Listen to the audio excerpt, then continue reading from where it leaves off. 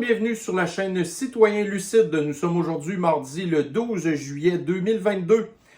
Mes chers soins lucides, aujourd'hui on va essayer une nouvelle formule. Donc habituellement je fais des vidéos qui durent en moyenne une trentaine de minutes. Alors là je vais vraiment essayer quelque chose de nouveau.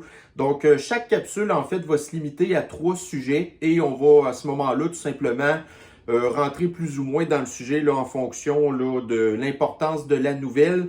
Alors comme ça va m'aider un petit peu à rapetisser la longueur de mes vidéos parce que la plupart du temps, puis je vous en veux pas, mais la plupart du temps, les gens écoutent la moitié de mes vidéos. Fait que sur une vidéo de 30 minutes, ça donne à peu près 15 minutes.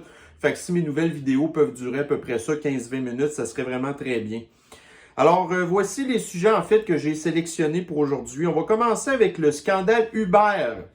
Alors, Uber, on sait que c'est quelque chose qui est très populaire, particulièrement dans les grandes villes. Alors, pour les gens qui ne veulent pas nécessairement prendre le transport en commun, ben c'est sûr qu'Uber, c'est une espèce d'alternative qui vous permet de pas nécessairement avoir à prendre le transport en commun et où vous n'avez pas nécessairement besoin de voiture et où ça peut être aussi moins cher que le taxi, par exemple. Alors, donc, c'est ça. Par contre, Uber, ben c'est ça. C'est un petit peu une espèce d'application qui fait beaucoup l'affaire des mondialistes, on peut dire, parce que justement, ça veut dire que, idéalement, c'est que, il y aurait de moins en moins de voitures en circulation. Aussi, on sait que la plupart des chauffeurs Uber, c'est des gens qui font partie de l'immigration. Alors, ça encore là, je pense que c'est une façon là, pour le patronat de donner des espèces d'emplois à très bas revenus, en fait, pour les chauffeurs Uber qui sont majoritairement issus de l'immigration, comme je disais tantôt. Et aussi, Uber, ben c'est ça, c'est que c'est une application qui, tu sais, vous avez toujours accès en direct là, au déplacement du véhicule, OK? Alors encore là, ça, c'est du traçage de population. J'imagine aussi que les données de transport sont toutes enregistrées quelque part. Fait que, en bout de ligne, ce genre de données-là pourrait être éventuellement utilisé contre vous, OK? Mais là où ce que ça devient intéressant, c'est que vous avez ici le président Emmanuel Macron, aussi qui, lui, a été mêlé au scandale de Uber. Alors, on va tout simplement regarder ça ensemble pour le moment. Donc, commençons avec ce premier sujet-là. Donc, nous allons ici avoir là, pourquoi en fait qu'il y a une espèce de scandale Uber présentement. Alors, j'ai ici trouvé un article de La Presse qui en parle. Donc, voyez-vous, ça a apparu hier, ça, cette affaire-là. Donc, Paris, l'histoire de la plateforme Uber créée en 2010 a été émaillée de scandales de harcèlement, piratage, espionnage industriel et bras de fer avec la justice. Voici ce que l'on savait avant la parution lundi d'une vaste enquête internationale de journalistes. En 2017, Uber, accusé de tolérer une culture sexiste, violente et de débauche, se lance dans une vaste enquête interne. En Inde, un des cadres dirigeants est renvoyé pour avoir tenté de discréditer le témoignage d'une femme violée par un chauffeur en 2014 en détournant son dossier médical. En 2018, Uber affirme avoir abandonné la médiation en cas d'agression sexuelle ou de harcèlement, voie qu'elle préférait à la justice. En 2017, la justice américaine enquête sur des soupçons de corruption à l'étranger sur l'utilisation de logiciels illégaux pour espionner la concurrence ou échapper au contrôle des autorités. Uber a mis en place une stratégie sophistiquée pour détruire, cacher, camoufler et falsifier des dossiers ou des documents dans l'intention d'empêcher ou de gêner des enquêtes du gouvernement, explique le parquet américain. Début 2018, Waymo, filiale de Google, l'accuse de lui avoir volé des secrets technologiques sur la conduite autonome. Uber, qui s'est lancé dans ce nouveau domaine, doit interrompre plusieurs mois ses essais sur la voie publique après la mort d'une piétonne percutée par une voiture autonome Uber en test dans l'Arizona en mars 2018. En novembre 2017, Uber révèle que les données de 57 millions de ses utilisateurs clients ou chauffeurs ont été piratées. L'entreprise, informée dès novembre 2016, a versé 100 000 $ aux pirates pour garder le silence. En 2018, la France condamne Uber à une amende de 400 000 € pour avoir caché ce piratage. L'entreprise doit également payer 2 amendes de plus d'1 million d'euros aux Pays-Bas et au Royaume-Uni.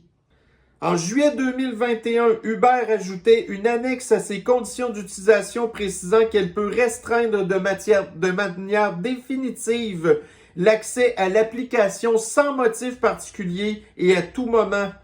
Des chauffeurs qui travaillaient avec Uber depuis plusieurs années se voient brutalement bannir de l'application sans aucune justification. La plateforme argue des documents non conformes, des fraudes, mais aussi raisons de sécurité comme des agressions physiques ou verbales rapportées par des clients.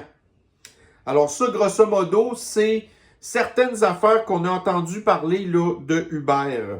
Mais là où ça devient intéressant, c'est quand ça commence à mêler certains pions comme Emmanuel Macron, en fait, qui, lui, fait partie, là, en fait, là, de la mentalité que les mondialistes veulent imposer à l'Occident. En pleine polémique liée au Uber Files, Emmanuel Macron a assuré ce mardi 12 juillet qu'il assumait le rôle qu'il occupait comme ministre de l'Économie, se félicitant même de son bilan. Dans le cadre des Uber Files, une enquête reposant sur des milliers de documents internes à Uber adressés par une source anonyme au quotidien The Guardian et transmis au Consortium international des journalistes d'investigation et à 42 médias partenaires, Le Monde s'est intéressé au lien entre la société américaine et Emmanuel Macron à l'époque où il était ministre de l'Économie entre 2014 et 2016. S'appuyant sur différents témoignages et documents, dont de nombreux échanges de SMS, Le Monde conclut à l'existence d'un deal secret entre Uber et Emmanuel Macron à Bercy. Dans un article du Guardian, le lanceur d'alerte à l'origine du scandale, un ancien lobbyiste d'Uber, a affirmé avoir aidé personnellement Emmanuel Macron à financer le lancement de son permis l'AREM en 2016. Une accusation grave qui laisse planer le doute d'un éventuel conflit d'intérêts. Donc, voyez-vous un petit peu pour dire ce que je disais tantôt concernant le fait là, que, bon, voyez-vous là, Emmanuel Macron avait défendu Uber comme fournissant des emplois aux personnes des zones à faible revenu, donc encore là, ça c'est les immigrants, et comme un moyen de briser le monopole détenu par les compagnies de taxi. OK? Donc, ce qui est encore choquant là-dedans, c'est que là, les présidentielles françaises sont passées il n'y a pas longtemps. Et puis là, c'est tout de suite après que vous avez ce genre de scandale-là, où le conflit d'intérêts, c'est illégal, la corruption, c'est illégal, la fraude de l'État, c'est illégal, le lobbyisme illégal, c'est illégal. Tu sais, voyez-vous? Puis là, là, après ça, vous êtes encore pogné avec un espèce de président vendu aux mondialistes qui, lui, a absolument pas du tout à cœur, en fait, là, les intérêts de son pays, OK? Alors, ça aurait été le fun que l'histoire sorte avant, mais encore là, moi, je pense que les médias ont une grosse part de responsabilité là-dedans parce que, de toute manière, ils aiment Emmanuel Macron parce que la plupart du temps, ils partagent leur idéologie. Fait que, grosso modo, c'est ça. Donc, encore un scandale qui est sorti trop tard. Fait que c'est un petit peu le même genre de choses qu'on peut s'attendre aux prochaines élections au Québec. C'est qu'à partir là, de l'automne prochain, si la CAQ réentre encore au pouvoir, ben là, vous allez commencer à avoir encore là des espèces de scandales comme on voit tout le temps avec Fitzgibbons puis ce genre de choses-là. Mais là, il va être trop tard. La CAQ va être encore au pouvoir. Fait que voyez-vous, ça, c'est comme ça que les médias aident les partis au pouvoir qu'ils aiment. C'est qu'ils attendent que les élections soient passées pour après ça faire semblant de faire leur travail, OK? Fait que voyez-vous, le dernier article que je vous ai lu, là, ça, c'est AFP, OK? Donc, AFP, là, c'est l'agence France-Presse. L'agence France-Presse, là, ça va tout le temps aux réunions du Forum économique mondial et ils partagent à 100% l'idéologie là, de cette espèce d'organisation-là de tout croche de communistes, là, nouveau genre, OK? Alors là, AFP, en fait, c'est tout simplement le chumé d'Emmanuel Macron. Alors oui, merci de nous en avoir parlé, mais il aurait fallu faire votre job pas mal avant ça. Mais étant donné que vous êtes corrompus, vous avec, ben c'est ça que ça donne. Fait que là, on est pogné avec la nouvelle après le fait. Le deuxième sujet qu'on va parler maintenant, en fait, vous savez comment j'adore parler de ça. On va parler de l'énergie renouvelable, les éoliennes en particulier. Alors ici, un article du Al Jazeera où on apprend que l'énergie éolienne du Texas tombe en panne au milieu d'une vague de chaleur torride aux États-Unis. La baisse de l'énergie éolienne pendant les vagues de chaleur n'est pas un phénomène nouveau. Et les éoliennes de l'État fonctionnent désormais à 8% de leur production. Au Texas, aux États-Unis, la vitesse du vent est tombée à des niveaux extrêmement bas, ce qui signifie que le parc d'éoliennes de l'État n'est qu'à 8% de sa production potentielle. L'énergie éolienne, une source clé d'électricité au Texas, est mise à l'écart juste au moment où le Lone Star State en a le plus besoin, avec des turbines générant moins d'un dixième de ce dont elles sont capables. Une vague de chaleur torride pousse le réseau texan au bord du gouffre. La demande d'électricité augmente à mesure que les gens allument les climatiseurs. Mais entre-temps, la vitesse du vent est tombée à des niveaux extrêmement bas. Le Texas est peut-être la plaque tournante pétrolière et gazière des États-Unis, mais c'est aussi depuis longtemps le plus grand État éolien du pays. La source d'énergie renouvelable est devenue hautement politisée. Certaines critiques ont accusé les éoliennes gelées d'être à l'origine de la panne du réseau texan lors d'une tempête hivernale meurtrière l'année dernière. Même si les perturbations dans les centrales alimentées au gaz naturel étaient les principales coupables. C'est complètement faux, mais c'est pas grave. Voyez-vous, ce qui arrive en fait, c'est que l'énergie éolienne, on peut pas s'en servir comme énergie, comme mode d'énergie principal.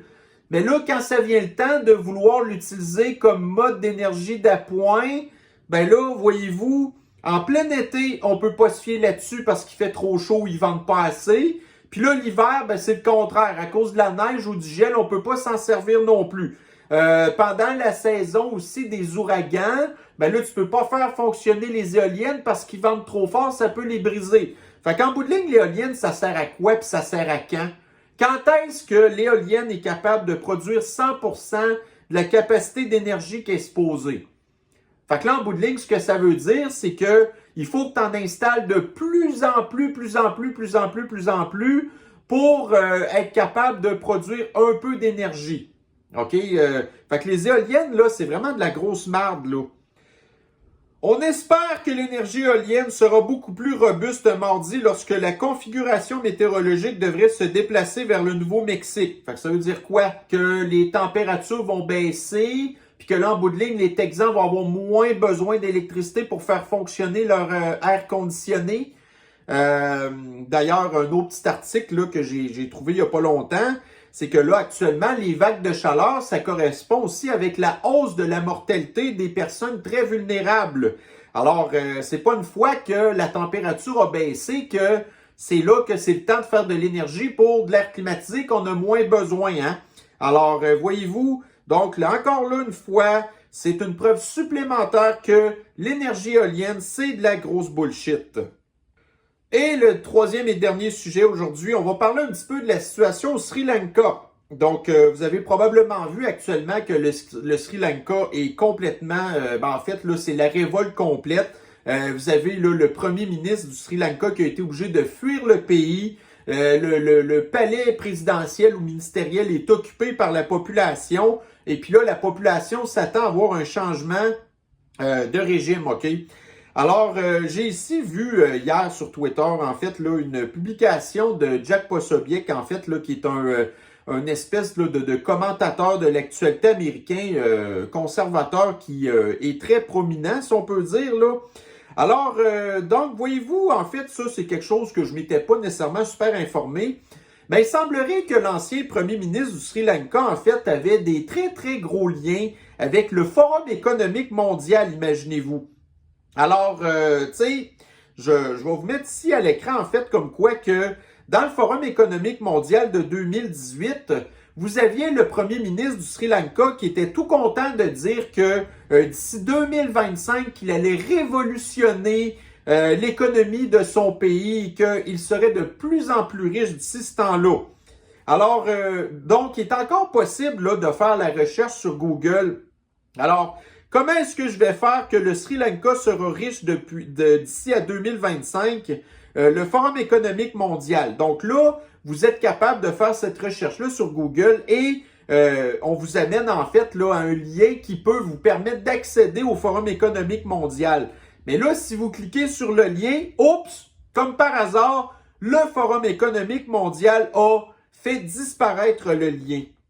Alors, j'ai réussi en fait à trouver quand même là une publication, bon, en tout cas d'une patente louche, là, mais tu sais, peu importe, là, ça reste que c'est quand même la publication qu'il avait faite au Forum économique mondial, comme quoi que, voyez-vous, le Forum économique mondial, c'est extraordinaire, on va tout changer nos façons de faire, voyez-vous, le Sri Lanka va devenir un pays riche, ainsi de suite, patati patata, et en 2022, eh bien, nous connaissons le résultat que ça l'a donné.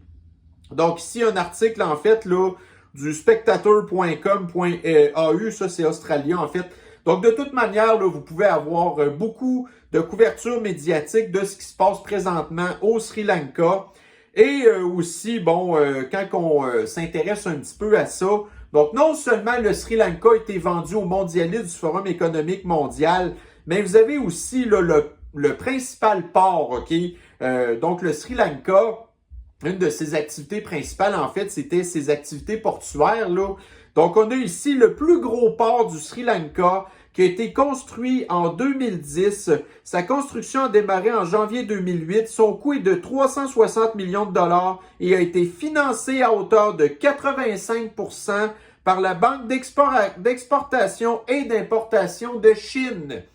Alors, qu'est-ce que ça veut dire ça? C'est que, voyez-vous, le Sri Lanka est probablement l'exemple le plus probant de qu'est-ce qui peut se passer de si un pays adopte les politiques des mondialistes, OK?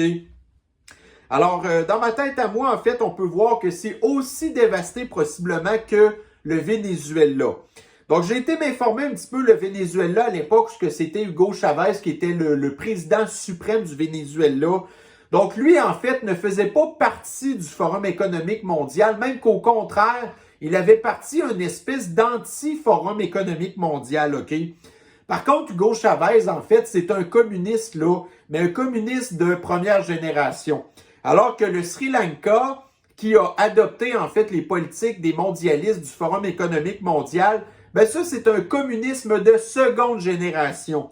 Donc, on voit que ça a pris plusieurs décennies pour scraper, en fait, complètement le Venezuela, alors que le Sri Lanka, qui a adopté les politiques du Forum économique en 2018, en 2022, c'est complètement effondré.